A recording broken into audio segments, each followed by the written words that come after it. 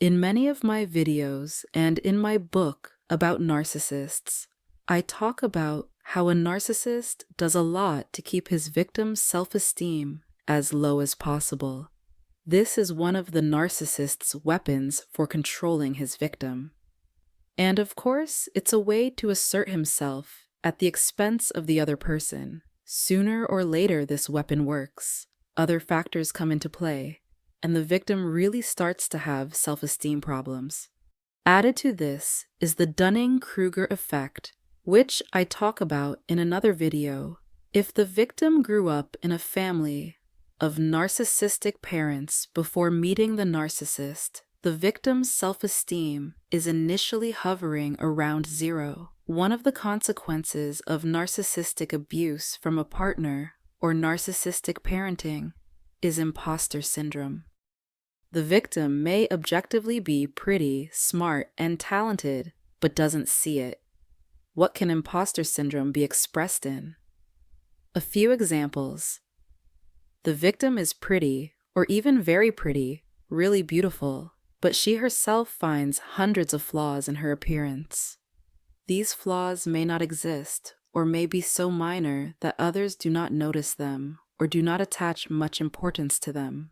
But the victim sees these flaws magnified and feels strongly about it. So when someone gives her attention, compliments her, or tells her she is beautiful, she does not believe it. She thinks it can't be true, and most likely the other person just wants something from her. So he says fake compliments. Second example. The victim wants to take on some project or creativity, and she has the potential to do it well, but she does not believe in it, considers her idea or the result of creativity something mediocre, unsuccessful, something that no one needs, and therefore, she should not even hope for good results. Narcissist will only once again convince her of this when once again criticize her idea or creativity. Believe me, narcissists can do it very well. The imposter syndrome leads to the fact that victims of narcissistic abusive behavior often do not finish their work, abandon their goals and hobbies halfway through, or give up after the first failures.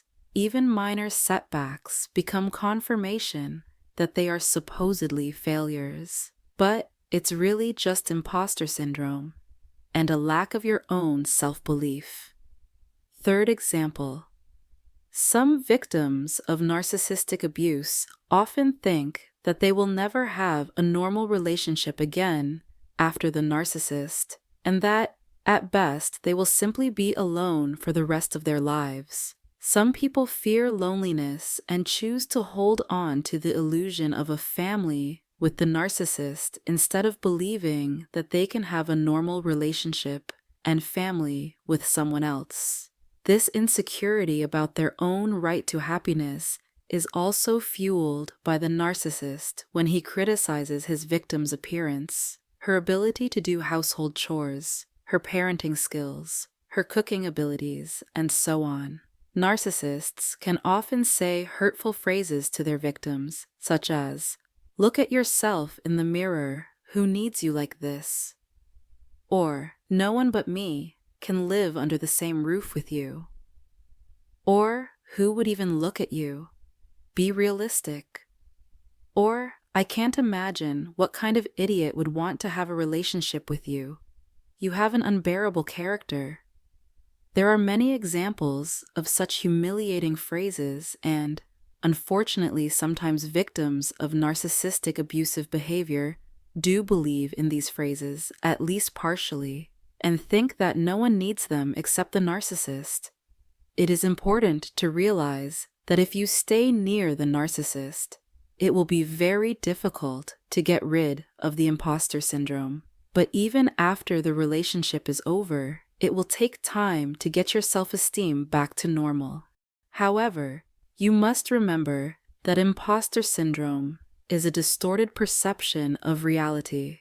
If you can heal from the trauma of narcissistic abusive behavior and get your self-esteem back in order, you will be surprised at how many positive qualities are there inside yourself and how much of your own potential and possibilities are there in the world around you have overlooked because of the narcissist and the depression he or she has plunged you into.